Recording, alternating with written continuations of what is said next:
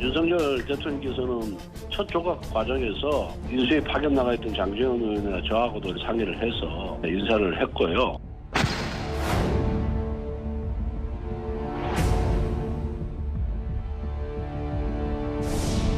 대통령실이 문제를 좀 키우는 재주가 있는 것 같아요. 일단 이 사람 능력 있어 뽑았다. 그리고 두 번째 법적으로 문제 없다. 세 번째 전 정부보다 낫다.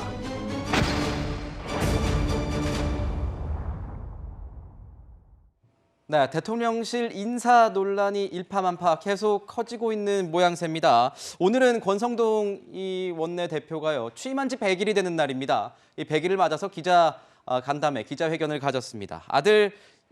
지인 아들 채용 논란이죠. 지인 아들 채용 논란에 대해서 답을 했는데 어떻게 답했는지 한번 같이 보고 이야기 나누도록 하겠습니다.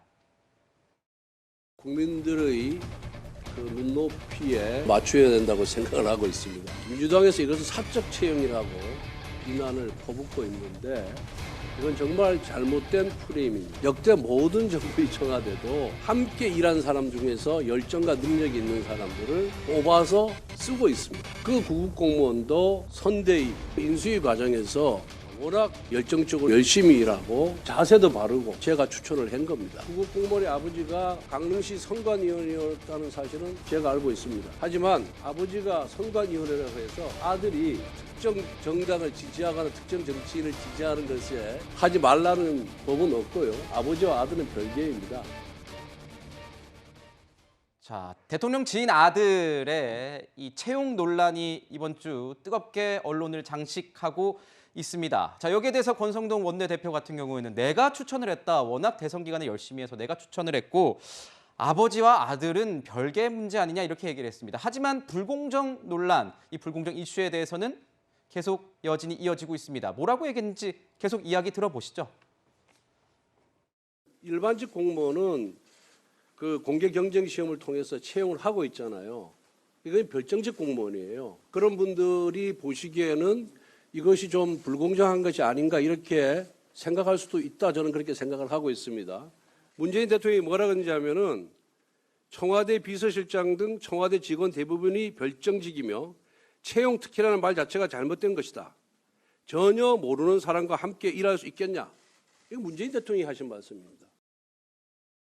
자, 권성동 원내대표가 오늘 이 사안에 대해서 어떻게 해명을 하는지 여러분 같이 한번 들어봤습니다. 여러분의 평가는 어떨지 궁금한데 저희 패널들은 또 어떻게 생각을 하고 계실까요? 김관욱 소장님께 한번 여쭤볼게요. 지금 보면 일반직 공무원과 별정직 공무원은 이 채용 자체가 어떤 시스템이 다르다 이렇게 또 얘기를 하고 있고 문재인 전 대통령이 발언을 그대로 따와서 얘기를 하면서 전혀 모르는 사람과 어떻게 청와대에서 같이 일을 할 수 있겠느냐 이렇게 하면서 반박 해명을 했습니다. 어떻게 보셨습니까?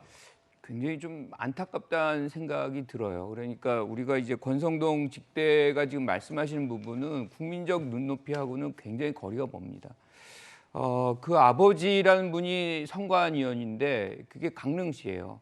그 강릉시 지금 지역구를 두고 계신 분입니다. 그 아들을 지금 이제 캠프에서 인사를 썼고 또 이 추천을 해가지고 대통령실에서 근무를 하고 있어요.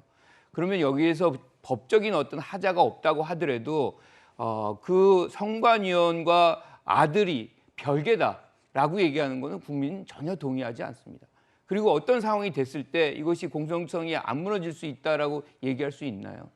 저는 그 부분 굉장히 부적절하다고 보고요. 그리고 또 한 가지가 최근에 우리가 많이 쓰는 것 중에 하나가 공정성인데 네. 그 과정 속에서 이제 뭐 조국 전 장관 얘기 많이 나오죠. 아빠 카드. 이건 아빠 카드 아닌가요? 아빠 어떻게 찬스. 하면 아빠 찬스 뭐 네. 이런 거죠. 어떻게 해서 그러면 그 관계가 아니라면 이분을 캠프에 넣고 다시 대통령실에 그리고 또 하나 더 이제 국민들이 안타까워하는 건 뭐냐면 구급이라는 것에 대해서 미안해했다. 구급을 굉장히 격하하고 굉장히 좀 낮은 직책을 줘서 좀 미안하다는 얘기를 해요. 이거를 어느 지금 청년들이 동의할 수 있나요? 우리 학생들은 이걸 위해서 잠을 못 자고 공부를 하고 있거든요. 이게 수만 명이에요. 근데 이 사람들이 지향하는 그 직급을 저렇게 뭐 별거 아니라는 언제든지 내가 만들어줄 수 있는 거라고 얘기를 한다면 국민들이 거기에 동의할 수 있느냐. 이게 집권당의 지금 뭐 원내대표, 직대 라는 분이 얘기를 한다면 그 당에 대해서 얼마나 국민들이 신뢰할 수 있겠느냐라는 부분에 대해서 네. 이 발언 자체를 사실은 사과해야 된다. 저는 이렇게 생각합니다. 오늘 한 이 기자회견에서의 내용 자체를 사과해야 된다. 권성동 직무대행은 이렇게 주장을 하시는군요. 네, 이게 논란이 계속 이어진 게 이제 앞서 밝힌 이 설명과 해명들이 좀 증폭시킨 면이 없잖아 있었습니다. SNS 등을 통해서 이제 설명을 한 걸 저희가 같이 보면서 이야기를 이어가면요. 방금 언급이 되기는 했지만, 그러니까 7급에 넣어줄 줄 알았더니 9급에 넣었더라. 최저임금보다 조금 더 받아서 내가 미안하더라라고 밝혔고요. 하나 더 또 이제 민주당을 언급을 하면서 이제 25살 청년을 청와대 1급 비서관으로 임명했던 건 공정한 채용이었나, 제대로 된 국정 운영이었나라고 반문을 했습니다. 구정차장님께 여쭤보겠습니다. 이런 설명과 해명들이 좀 공감이 되시는지 궁금합니다. 어떻게 보면 권성동 대표께서 이렇게 국민정서법을 조금 잘 모르시는 것 같아요. 그러니까 이제 채용 비리와 관련해서 우리 국민들은 굉장히 경각심을 가지고 있거든요. 예. 채용과 관련해서 가장 예민한 것은 첫 번째는 기회가 균등했느냐입니다. 그러니까 그 강릉 선관위원 아들 알고 있다고 해서 그 사람만 딱 찍어서 특채로 된 거 아니냐. 네. 강릉에 얼마나 많은 청년들이 지금 취업을 하기 위해서 열심히 이 공무원이 되기 위해서 공부를 하고 있겠습니까? 그 친구들한테 똑같은 기회가 제공되지 않았던 거거든요. 두 번째 채용의 중요한 절차는 뭐냐? 절차적 공정성이거든요.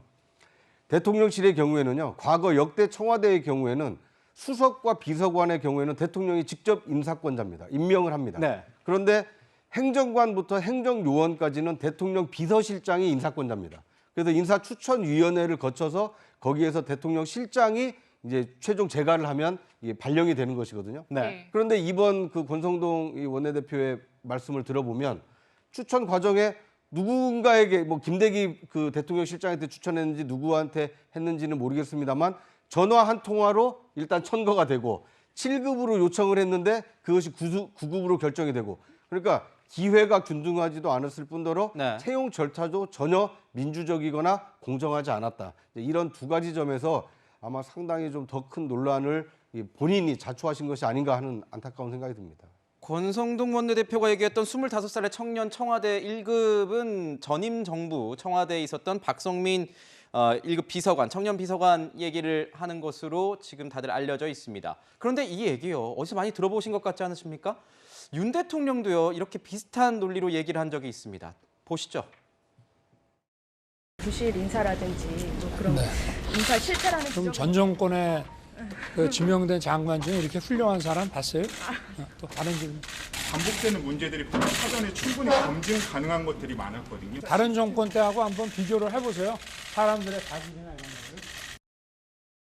자, 전 정권과 한번 비교를 해봐라. 자질이나 이런 거는 우리가 더 뛰어나지 않겠느냐는 아마 과로속으로 저희가 표현을 할 수 있을 것 같은데 어떻습니까? 지금 보면은 코바나 컨텐츠의 어떤 직원들 또 대통령의 육촌 사촌이 또 일하고 있다, 조카가 일하고 있다라는 그런 논란도 있었고 또 극우 유튜버의 누나가 또 일하고 있어서 얼마 전에 또 본인이 물러난 적이 있는데 이렇게 잇따른 인사 논란에 대해서 해명이 제대로 먹히지 않고 거기다가 국민들의 이 의심의 눈초리만 늘어나는 이 상황을 어떻게 저희는 평가를 해야 되겠습니까? 일단 인사 문제가 반복된다는 것이 첫 번째 문제일 것입니다. 물론 이런 인사 실수라든지 또는 참사라든지 이게 있을 수 있습니다. 그럼 그것에 대해서 어떻게 하면 반복되지 않을지에 대한 분석도 내놓고 해명도 하고 앞으로 어떻게 하면 다시는 이런 일이 없을 것이다라는 걸 국민들께 설명을 드려야 되는데 계속해서 이것이 반복되고 있습니다. 그 반복되는 것의 원인은 사실 대통령이나 그 대통령실이 이 인사 문제에 대해서 대응하는 방식을 보면 좀 알 수 있는데요.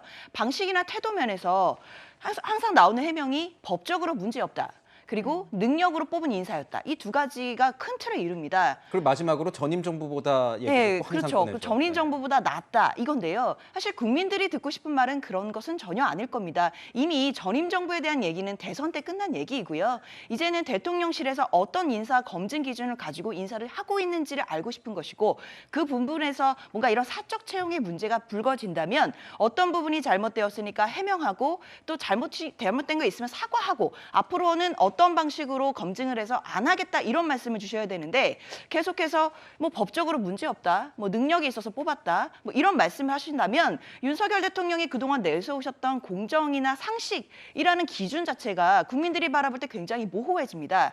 이것은 굉장히 대통령의 어떤 지지율에도 영향을 미치게 될 것이고요. 네. 이런 인사 문제는 앞으로도 계속해서 발목을 잡을 것이기 때문에 어떻게 하면 반복되지 않을 것인지에 대해서 지금이라도 좀 철저하게 해명하고 또 분석하고 사과할 게 있으면 사과를 해야 될 것 같습니다. 네. 네, 이런 여러 가지 논란들이 여론에 지지율에 영향을 주지 않을까라고 말씀 주셨는데 저희가 여론조사를 연이어서 준비를 했습니다. 지금 보시면 데드크로스를 넘었고요. 부정평가가 53까지 나오고 있습니다. 긍정은 32% 정도로 나오고 있어요. 굉장히 많이 하락을 한 모습인데요. 위원님, 지금 이런 여론의 흐름이 뭐 하나하나 일희일비할 필요는 없을 수도 있겠습니다만 이 정도 차이가 나는 거는 대통령실에서 좀 경각심을 가져야 하지 않겠습니까? 어떻게 보시나요? 추락하는 것은 날개가 없다 그러더니 윤 대통령의 지지율, 국민의힘의 지지율이 정말 날개가 없는 것처럼 추락을 하네요. 네. 윤석열 대통령은 세 가지가 없는 대통령입니다. 첫째, 세 가지요? 팬덤이 없죠. 둘째, 계파도 없습니다. 셋째, 콘크리트 지지층도 없어요. 지역이라든지 네. 세대라든지. 무슨 얘기냐? 그만큼 지지율이 취약하다는 얘기예요. 네. 그러면은 그 민심의 바다로 들어가서 국민의 뜻을 하나하나 받들어야지 지지율을 유지하거나 올릴 수 있는 건데 지금은 대통령도 대통령실도 또 여당도 그런 일을 전혀 못 해내고 있는 것 같아요. 그래도 방향은 맞지 않느냐? 그 외교 안보와 경제 산업 정책의 방향은 맞지 않느냐? 뭐 맞을 수 있습니다. 네. 그렇지만 사람들은 방향도 중요하지만 그거를 대하는 태도 이거 굉장히 중요시하는데 태도는 지금 대통령도 대통령실도 그리고 여당도 아까 우리 권성동 원내대표 겸 대표 직무대행 기자회견 봤죠? 전혀 국민이 원하는 태도대로 못 가고 있어요. 지금 그 여권의 문제는 단순하게 무슨 뭐 도어 스태핑에서 말 몇 가지 실수한 거라든지 인사 한두 개라든지 이런 문제는 아닌 것 같아요. 시스템 여권의 지금 시스템 전체가 문제인 것 같기 때문에 네. 대통령실 정부가 뭐 지금 새로 이제 구성도 제대로 안 됐으니까 네. 지금은 아니더라도 여당 지금 총체적인 개편이 필요한 거 아닌가 이렇게 생각됩니다. 총체적 개편이 이 여권에 좀 필요하다. 그리고 세 가지가 없는 이 윤석열 대통령에게 이 여론조사 내용은 굉장히 충격적으로 받아들여질 수도 있다 이렇게 말씀 주셨는데 어떻습니까? 구자영 차장께서 보시기에는 지금 야권에서는 당장 총무비서관뿐만 아니라 뭐 비서실장도 책임지고 다 사퇴하라. 근데 이게 사퇴로만 한다고 뭐 다 해결이 되겠습니까? 어떻게 보십니까? 일단 뭐 대통령 빼고 다 바꿔야죠. 대통령 빼고 다 바꿔. 다 바꿔야 된다. 아니 네. 국민이 선택한 건 대통령 아닙니까? 뭐 내각 총사퇴 뭐 이런 거 말씀하시는 건 아니시죠? 그렇게까지 아직 뭐 책임을 질 만한 큰 네. 문제는 아닙니다만 네. 저는 윤석열 대통령이 출범하는 과정을 좀 이렇게 복기해서 보면 역대 정부하고 크게 다른 점이 하나 있습니다. 뭐냐면 과거에 정권 교체가 되던 아니면 정권이 재창출이 되건 새로운 그 정부와 대통령실을 꾸릴 때는 당과 정부와 청와대 그리고 대통령 당선자와 인수위원장과 당 대표가 일단 각 부문의 대표가 모여서 어떻게 조각을 할 것이고 어떻게 대통령 비서실을 꾸릴 것인지 충분히 상의를 합니다. 그러니까 역대 제가 이 정권이 교체될 때마다 이렇게 취재를 해보면 당에서 약간의 그 이니셔티브를 쥐고 있어요. 그러니까 선대위에서 우선적으로 추천을 하고요. 네. 대통령실에서 일할 사람들 그리고 당에서 이 인재풀을 잘 가지고 있기 때문에 정당에서 추천을 해줍니다. 네. 그런데 이번에 윤석열 정부가 출범하는 과정에서 보면 소위 말해서 윤핵관들은 뭐 역할을 좀 하셨죠. 장제원 의원의 경우에는 대통령 당선인 비서실장을 하셨고 권성동 의원의 경우에는 원내대표로서 상당히 기여를 많이 하셨습니다. 그런데 당 한 축인 당대표인 이준석 대표는 당직자들을 추천할 수 있는 권한도 없었고 그런 기회도 갖지 못한 것으로 보입니다. 그렇게 얘기를 본인도 했죠. 네, 이제 그러다 보니까 이제 윤핵관들 중심으로 이제 추천이 좀 있었겠죠. 그러니까 권성동 의원이 뭐 알고 있던 일을 열심히 하는 청년을 이제 추천을 해서 7급으로 추천했는데 9급이 됐는데, 그러니까 이것은 뭐냐? 시스템을 바탕으로 한 대통령실 인적 구성을 한 것이 아니라 이게 사적 인연을 통해서 대통령실을 급조하다 보니까 이제 여러 가지 이 빈 구멍이 이제 숭숭숭 좀 나타나고 있는 겁니다. 시스템이 없이 아름아름하다 보니 이런 일이 일어날 수밖에 없었다. 그렇습니다. 그러니까 과거에도 YS 때는 민주산학회가 대통령실에 너무 많이 들어와서 문제가 됐고 이 김대중 대통령 때는 동교동계가 또 너무 많이 들어가서 문제가 된 적이 있습니다. 그러니까 역대 정부도 문제는 있었어요. 그런데 왜 이렇게 크게 잡음이 안 일어났느냐?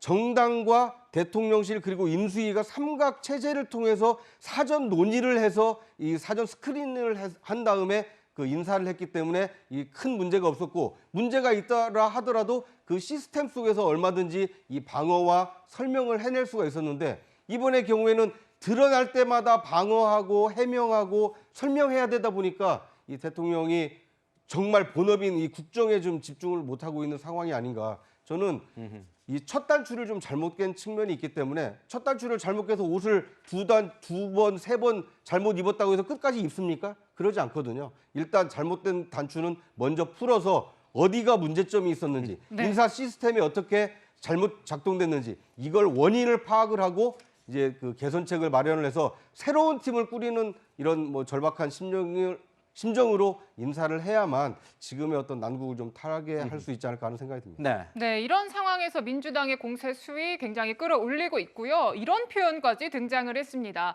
그러니까 김민석 의원이 한 이야기인데요. 자, 당대표에 출마 선언을 하면서 나왔던 얘기고, 탄핵이라는 단어를 꺼냈습니다. 그러니까 만약 이대로라면 대한민국 역사에 또 한 번 불행한 탄핵의 역사가 되풀이될지도 모른다라고 이야기를 했는데요. 사실 이 출범한 지 얼마 되지도 않은, 100일도 되지 않은 대통령에 대해서 탄핵 발언이 나오니까 국민의힘은 바로 받아쳤죠. 출범한 지 100일도 안 된 윤석열 정부를 두고 이런 단어, 탄핵 운운하는 게 본인의 저조한 지지율을 만회하기 위한 민주당스러운 선전수단에 지나지 않는다라고 했어요, 소장님. 하지만 이 정말 얼마 되지 않은 정부에 대해서 탄핵에 관련한 여야 공방이 오가는 게 좋아 보이지는 않습니다. 그렇죠. 이런 말이 있어요. 2달 된 정부인데 2달 남은 정권 같다. 그러니까 그만큼 이 상황이 어렵다는 얘기를 네. 지금 하고 있는 얘기들이 많이 나오고 있어요. 그 중에 하나가 이제 탄핵이라는 단어인데, 저는 이 단어는 적절하다고 생각하지 않습니다. 그러니까 탄핵이라는 것이 얼마나 엄중한 건데, 네. 그런 어떤 혐의나 뭐 이런 거 없이 이렇게 운운하는 것은 잘못됐다라고 생각을 하고요. 지지율이 낮게 떨어지는 것과 탄핵을 연동시키는 것도 포퓰리즘이라고 생각을 해요. 네. 이 장면에서 이제 뭐 김민석 의원이 얘기하고자 하는 거는 국민의 뜻을 좀 겸허히 받아들여서 성실하게 국정을 운영해달라, 뭐 이런 어떤 뜻인 거라고 저는 해석을 하는데, 네. 탄핵이라고 얘기를 해버리면 이거 자체로서 또 다른 어떤 이 소용돌이를 만들고 그것이 국민들에게는 불편하게 다가갈 수도 있어요. 그래서 정무적으로 판단을 한다면 탄핵이라는 단어는 절대 써서는 안 되는 것이라고 네. 저는 생각을 합니다. 그리고 이 장면에서 지금 뭐 대통령실이나 여당이 우리가 지금 굉장히 고통을 많이 겪고 있는 뭐 물가가 오른다는 문제라든가 여러 가지 문제를 안 하고 있다면, 또는 방치하고 있다면, 또는 부족하게 하고 있다면, 이 부분을 야당은 오히려 이 보완하고 선도적으로 좀 하는 그런 모습을 보여주는 것이 오히려 비판하는 것보다 나은 방법이다. 저는 이렇게 생각을 합니다. 그렇군요. 위원님께서는 어떻게 보십니까? 지금 뭐 탄핵 얘기 거론도 하고 있고, 그만큼 근데 국정 동력이 약해진 것은 맞지 않습니까? 여권에서? 참을 수 없는 존재의 가벼움이라는 책이 있었죠. 김민석 네. 의원 발언 들으니까 그 생각 딱 나네요. 김민석 의원이잖아요. 탄핵이 뭔지 아시잖아요. 대통령이 헌법과 법률에 위배되는 행위를 할 때 탄핵할 수 있는 겁니다. 지지율 떨어졌다고 탄핵했으면은 뭐 문재인, 노무현, 이명박, 박근혜 대통령 다 탄핵됐어야죠. 20%까지 다 떨어지지 않았습니까? 당대표에 나갔는데 그 선거는 잘 뭐 안 뜨고 어떻게든지 강성 지지층에 호소를 해서 3위 안에는 들고 싶은 마음이 있는지는 모르겠습니다만, 저런 식으로 하는 건 대단히 부끄러운 일이다. 그리고 우리 지금 두 번의 이제 한 번 탄핵이 있었고 한 번 탄핵 시도가 우리 헌정사에 있었는데, 네. 두 번 다 민주당에 유리한 결과는 아니었어요. 탄핵 시도 때문에 노무현 대통령에 대한 동정 여론으로 이제 2004년에 이제 총선에서는 민주당이 상당히 이기긴 했지만, 결국은 정권을 잃고 이명박 정권에 넘겼죠. 박근혜 대통령 탄핵돼서 문재인 정권이 거의 무혈 입성하다시피 했지만, 결국 또 5년 만에 정권 내렸어요. 무슨 소리냐면은 본인들이 잘해야지 남 잘못한 거 갖고 반사이익 얻어가지고는 정치적으로 오래 갈 수가 없습니다. 네. 다시 한번 그 좀 자중하라 이런 얘기 좀 드리고 싶습니다. 네. 네, 저희가 두 번째 순서에서는 대통령실의 사적 채용 논란하고요. 이 하락하는 지지율의 이유와 개선 방향까지 짚어봤습니다.